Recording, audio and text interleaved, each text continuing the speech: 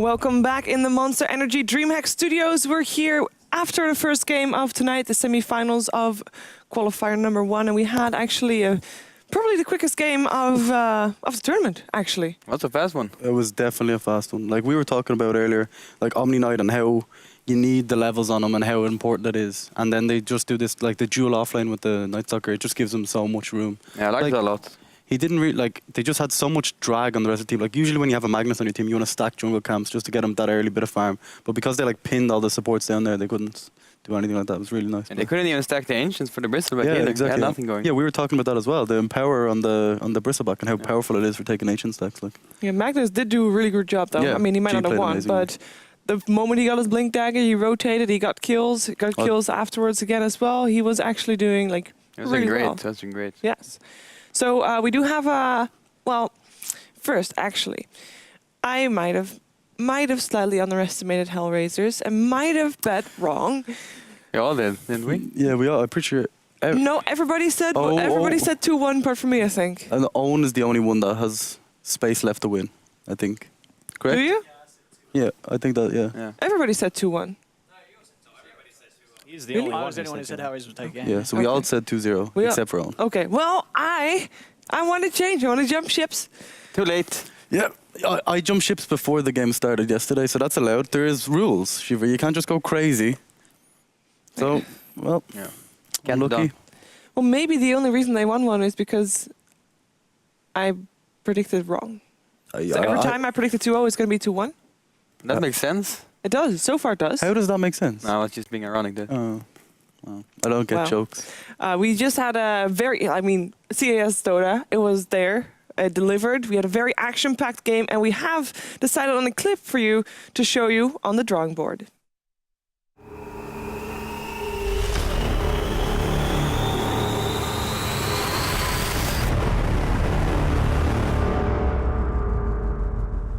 How's it going? Welcome back to my amazing segment. It is actually like the best. Scriff is just... actually, wait. Shiva was drawing on my board, apparently. Let's have a look at this. Now, you were it's not just me. Well, okay.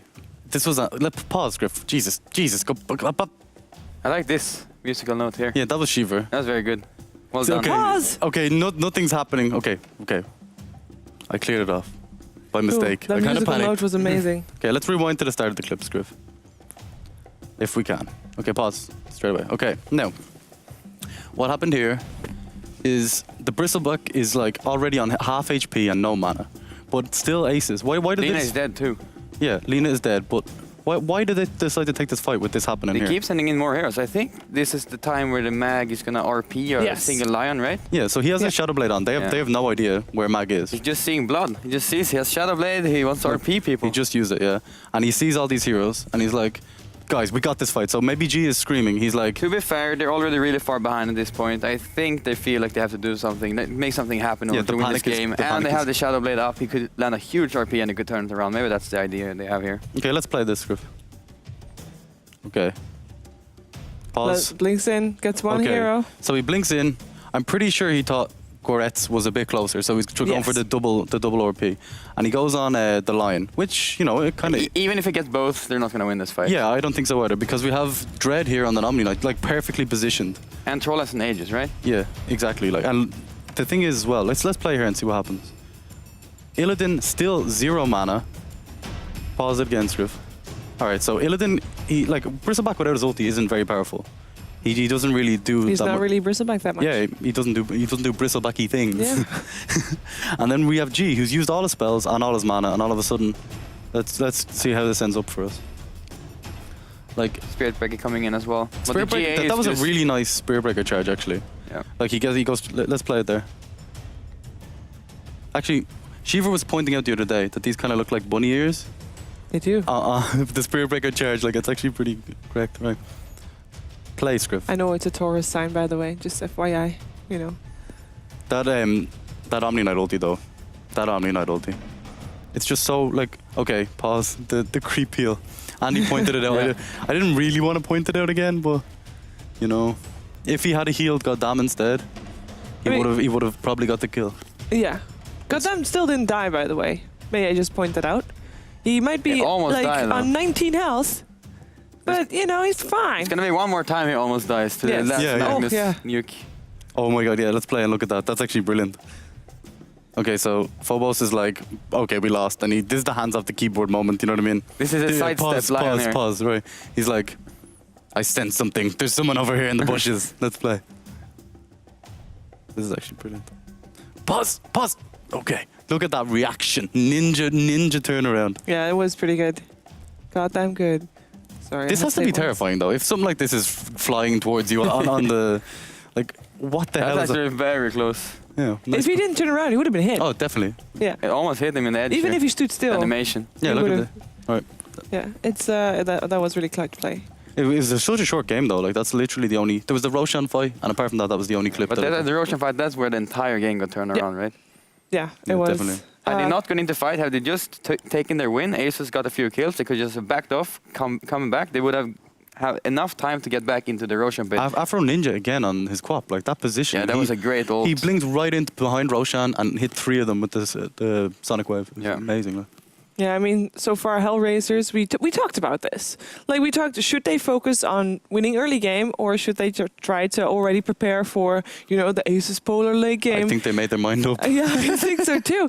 But now, if you're Asus.Polar, first of all, Asus.Polar, by the way, has, as Knoxville tweeted earlier today, has a 78.6% win rate if games go longer than 50 minutes, which is really high. Holy crap. Their win rate on games with lesser minutes is like 54. It's still above 50, but it's like 54. It's like, you know, even. Maybe that's what Hellraisers picked up on though, because they had a really good plan in mind and they had a really good strategy. They went with the dual offlane, and they still had late game too, right? Yeah. They had a troll to back up on. So what they did is just get a lot of space with a nice Talk and Omni Knight dual offlane, and it worked out really well. It kind of pins that, like the picking greedy supports, which Aces kind of do. Yeah. It kind of punishes that completely, like, because it just forces them to constantly be in the lane trying to protect the cores. Yep. Yeah. It. I mean, overall, what should Asus.Polar do? I guess try to survive the early game aggression. Maybe pick a dazzle or something. I don't know. Do you think the Magnus was the like G played amazingly? I'm not taking that away from him. He like had a nice rotation when he got his blink dagger and got really good. Except for that maybe 1 or B in mid. We let him away with that one. Yeah, he did really well. He created a lot of space. He created a lot of momentum. Like they usually pick like Storm Spirit, Sniper, them kind of heroes from. Maybe try and aim the draft towards that kind of. I don't think Magnus was the problem. I more think it was the way they laned it. Could they just have sent the Bristleback solo in the offlane and put more emphasis on shutting down the troll instead? And maybe then the Night Stalker and Omni Knight wouldn't have been such a problem, because you can leave the Night Stalker to free farm. It doesn't really matter. He's not going to do that much with the farm. But the troll, on the other hand, when he comes out after 15 to 20 minutes, he's just going to destroy everyone. Yeah. Where they baited was basically what Hellraisers did, is just know that at some point Asus.Polar used to be one of those, you know, just go ham kind of teams every time. And then at some point they learned to like, you know, be patient, wait out for the right moment. That's when the long games started to come as well. There's Zen Dota. And I think Hellraisers just got under their skin and just started out of the comfort fighting. zone. That's what they did. Yeah. Exactly what you should do as well.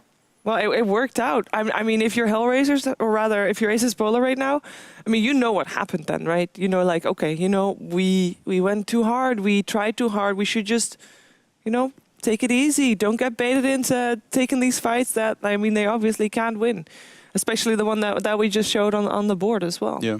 Like it definitely felt like there was pressure on them to try and fight that. Like they could feel it. You could see it in the way they were positioning themselves as well.